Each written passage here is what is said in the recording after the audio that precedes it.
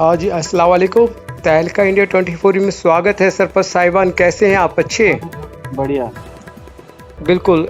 एक आपका voice interview ले रहे हैं। सबसे पहला सवाल ये है, लोकसभा चुनाव का बिगुल बज चुका है। जी। जैसे जैसे समय नज़दीक आ रहा है, धड़कनें तेज हो रही है प्रत्याशियों की। जी। तो अब की बार मेवात का इलाका बड़ा सर्वोपरि माना जाता है। यहाँ से तय किया जाता है कि कौन जीतेगा। जी।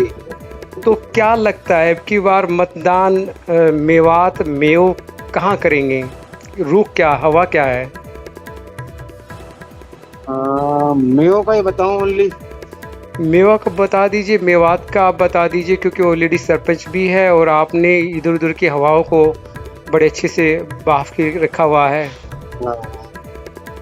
अब की बार जो मेवात जो क्षेत्र है पूरा, उसमें हमारा 40% तो जाएगा वोट बीजेपी को, जी। बाकी 60% कांग्रेस को जाएगा। 40 होगा, बाकी 20 अदर्स है, जैसे इनेलो हो गया, ये हो गया। 40% बीजेपी को जा रहा है। जेजेपी पार्टी से राहुल फजलपुरिया ने भी अपना बीजेपी नहीं, जेजेपी की तरफ से भी बात कर लेता हूं मैं। जेजेपी तरफ से भी गुड़गांव के प्रत्याशी नियुक्त किए गए हैं, राहुल फजलपुरिया। उसके बारे में सुनने में आ रहा है कि युवा जो वोटर है उनके साथ भी जोड़ रहे हैं। तो ऐसे नहीं लगता कि राव इंद्रजीत की धड़कनें ज़्यादा तेज हो रही हैं, उनका थर्मामीटर कुछ हाई हो रहा है? नहीं, ऐसा कुछ नहीं है, वो निश्चित होकर है, वो जीत पक्की है। ओके, एक सवाल और जान लेता हूँ मैं आपको। आप सरपंच हैं, गांव के, शाहचो के गांव के हैं, जो पुनाना के पास में है आपका गांव। मैं आपसे बात जान लेता हूँ, क्योंकि आप तो बिल्कुल ये कहेंगे मेयो के बिल्कुल बीच में, गढ़ के अंदर हैं, ठीक है। तो क्या लगता है कि काफ़ी लोगों का एक रुझान है कि मुसलमानों के साथ में नाइंसाफ़ी की गई है। ऐसा समय समय पे कांग्रेस भी आरोप लगा रही है, माफ़ करिएगा, कांग्रेस भी आरोप लगा रही है कुछ प्रत्याशी। परंतु क्या लगता है कि वो भीड़ भी दिखाई नहीं दे रही राव इंद्रजीत के कार्यक्रम में?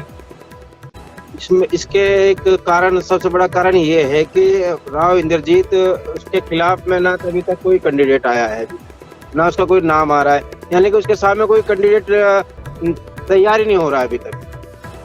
कांग्रेस पार्टी ने एक बार, सरपंच साहब माफ़ी चाहता हूँ, रोक रहा हूँ बीच में आपको। कांग्रेस पार्टी ने वहाँ पर अपने कैंडिडेट अभी अनाउंस नहीं किया है, इस बात को किसी प्रकार का कोई संदेह नहीं है। ओके, तो क्या लगता है कि कोई कांग्रेस दमदार आ जाता है, जिसमें राज बब्बर का नाम भी चल रहा है, कैप्टन अजय सिंह जी का नाम भी चल रहा है, जिसमें उनका एक रेस में है।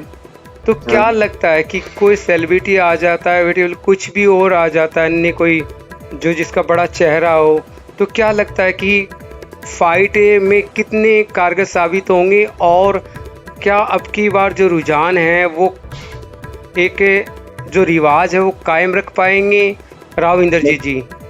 मैं आपको बता दूं कि इसमें जो सेलिब्रिटी है उसका तो कोई मायने नहीं रखती। हमारे ये जो लोकसभा क्षेत्र गुड़गांव है, जो कोई भी सेलिब्रिटी आ जाए नहीं जीत सकते यहाँ से। जी। और दूसरी बात, ये कैप्टन अजय यादव पिछली बार देख चुके हैं कि वहां से कितनी वोट वो पाए हैं, कितनी वोटों से वो जीते हैं। जी। तो उसका आकलन वो करे, अगर हम आधा भी करें तो भी वो कम से कम 2.5 लाख वोटों से जीत रहे हैं। जी। तो जीत तो पक्की है उनकी, इसमें कोई दो राय नहीं है। चलिए एक बात पूछ लेता हूँ। सबसे मेवात के अंदर सबसे बड़ा एक बिछड़ा इलाका माना जाता है हरियाणा के अंदर। जी। क्या लगता है कि भाजपा की सरकार 10 साल से रही है, क्या यहाँ पर बिछड़ा हुआ एक इलाका कैसे रहा? फिर क्यों इस देश के अंदर, जो हरियाणा के जो मेयो के अंदर जो प्रगति का जो सिस्टम है, जो ये कहे कि कुछ आगे विकास की गति, वो दिखाई नहीं दे रही है? आज भी मैं गांव में जाता हूं तो वहाँ पे सड़कें टूटी फूटी मिल रही हैं, वहीं वो मतलब रोजगार के संसाधन नहीं है, नए फैक्ट्री या कोई ऐसी मुहैया कर रही जिसमें संसाधन, कोई जॉब वगैरह मिल जाए। तो क्या है कि आज भी बदहाली की हालत में जीने को तैयार है मेयो? बिल्कुल जी, बदहाली है ही। और क्योंकि यहाँ के जो लोकल नेता है, जो हमारे लीडर है, वो उनकी गलतियां हैं उसमें। जी। जैसे कि मान ले हमारे कोई भी विधायक बनता है, कभी किसी ने के उसके ऊपर ध्यान नहीं दिया कि अपने असेंबली को हम आगे तरक्की करें, अपना तरक्की करते हैं, असेंबली को छोड़ देते। जी। तो यही कारण है कि यहाँ पिछड़ा वर्ग जो है अभी तो कुछ और साल लगेंगे जी। तब जाके कहीं ये सुधरेगा। अभी तो मुश्किल है क्योंकि इसके ऊपर कोई ध्यान नहीं दे रहा, ना तो ये लोकल नेता दे रहे, ना कोई बड़े नेता। जी। अब मान लो एमपी की बात कर ले, एमपी की बात करेंगे तो हम जी। यहाँ पे उनको पता है कि अगर वोट ना भी मिले तो भी मैं जीत रहा हूँ, जी।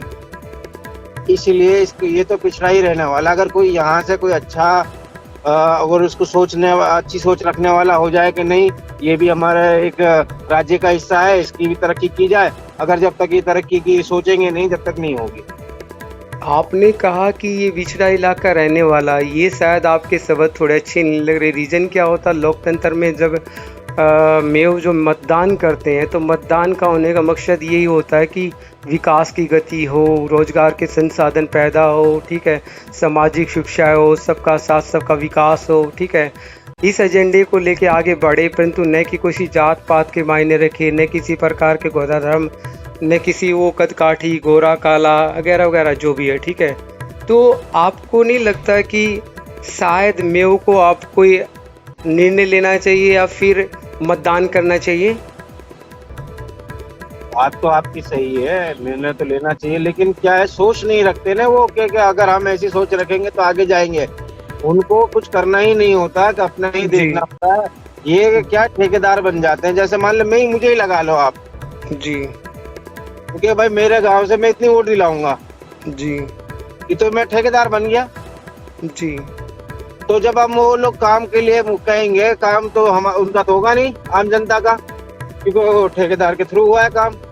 वोट अगर लिए है नेताओं ने तो ठेकेदार को थ्रू लिए, आम जनता के साथ तो जुड़ते नहीं है वो।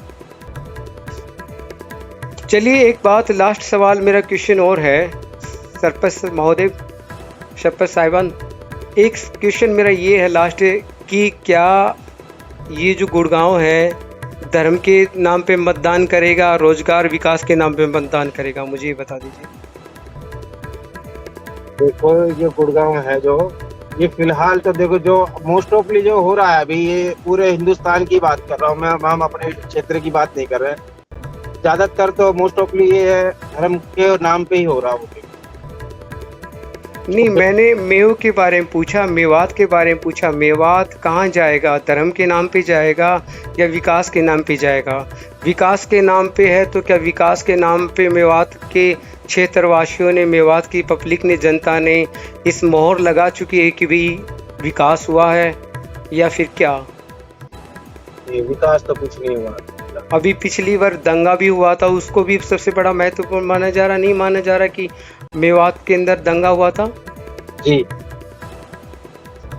ये सब भूल जाते हैं, टाइम आता है जब सर आप पत्रकार हैं, आप भी जानते हैं कि ये तो टाइम पे ही याद किया जाता है, बाकी जब वक्त आता है सब भूल जाते हैं। चलिए बहुत बहुत धन्यवाद जुड़ने के लिए। तहलका इंडिया 24 में आपका स्वागत है। बहुत बहुत धन्यवाद सरपंच महोदय, शुक्रिया, थैंक यू सो मच।